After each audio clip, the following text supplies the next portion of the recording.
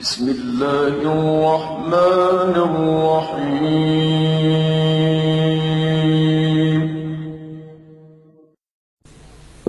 چیز خوب ارائه بدید تا خبرهای خوش برسه، ما هم بتونیم با خیال راحت بیایم اینجا، با عشق و علاقه بیایم. واقعا مردم میخوان و میپسندن و عمل کردن.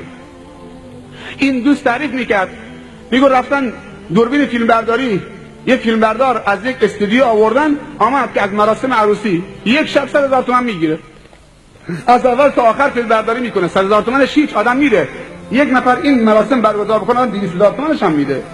واقعا چه به جا میرسه، ارزش داره. خب میگه آمد از اول مراسم فیلم برداری کرد تا آخر، حالا ما رو بردن تو حجله. خود داماد تعریف میکنه، گفت رفتیم تو حجله، مادر عروس رفت دست فیلم بردار نامحرم گرفت، گفت بیا تو حجله هم فیلم برداری بکن. این عجیبه، حجله فقط برای اون مرد و زن درست شده، مردان دیگه حق ندارن برن تو حجله. هیچ مردی حق نداره بره تو حجله اون زن. اونجا برای اون درست شده، برای تو هم یه شب دیگه هست، یک برنامه دیگه هست، یا از تو هم گذشته، بالاخره اینو داشتید. به خود بیام کمی. اما این برادر عروسه، این برادر داماده، این پسر عموی فلان، این پسر خالشه. هر کاری کردم میگه چه مادر عروس گفت بیا داخل. حالا آمده از خود من با خانمم فیلم برداری میکنه رو تخت. میگه به جایی رسید که به خانمم گفت که یکمی گردن اینطوری بکن. وقتی عکاسی میری نه، خود عکاس میاد میگه سر اینطوری بکن، گردن اینطوری بکن، درست میکنه.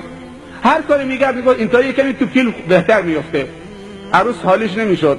بعد مادر عروس با پرری گفت خودت بیا سرش درست بکن تا تو فیلم درست بیفته. دیگه قبل از این که دست من به صورت زنم بخوره، دست اون عکاس و فیلم بردار نامحرم و کثافت خود به صورت زنم، منم همجور مات و مبهوت در مقابل مادر خانمم ایستادم. خدایا من همه کارم یا این همه کار است؟ گفتم به هم بدم، جرأتش ندارم، تحمل بکنم تحملش ندارم. لعنت و نفرین خدا بر من باد که اصلا تولد نمیشدم. این یک داماد خودش داره میگه، اعتراف کرد که من اینطوری شکست خوردم. شب اول زندگیم آرزو داشتم قبل از اینکه دستم رو صورت زنم بخوره، دست اون نامحرم به صورت زنم خورد. دیگه چی؟ پسر خاله و پسر عمو و پسر دایی میان روبوسی میکنن با عروس، این پسر خالشه، این پسر داییشه، یه عکس یادگاری میگیریم کنار هم بشینیم. کی پسر خاله و پسر عمو محرم شد؟ اینا همش فرهنگ غلطیه که در ما جا میفته.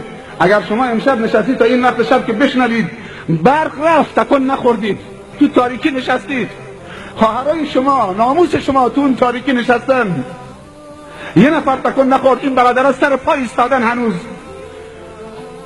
من برای این صحبت ها مراسم رو به هم نزدم که اینها رو بشنوید. اگر شما خواهان شنیدن هستید و نشستید و تحمل کردید، باید مردانگیتون ثابت بکنید. از این به بعد بنده خدا با تمامی وجود در تمامی صحنه های زندگی بنده خدا. اگر به گرانی جانمون تمام بشه بنده خدا. من نیامدم اینجا با کسی رو درواسی داشته باشم نگم که فلانی ناراحت میشه، ناراحت بشه به من چی؟ به جای تشکر مشتلگدم بیاد، میپسندیم، اشکال نداره، مهم که حرفمون رو بزنیم. هر کسی خوشش میاد بیاد، هر کسی ناراحت هم میشه ما وظیفه داریم که بگیم، وگرنه مردارمون بهتره. و میدونم که همه خوشتون میاد و همه رگتون حرکت میکنه. مردانگی به سیبیل نیست، فلانی سیبیلش گرفته. مردانگی به غیرت و مردانگیه و ناموس پرستیه. مسئله ناموس در اسلام خیلی مهمه. یک زن 4 تا مرد رو به جهنم میبره، یک زن.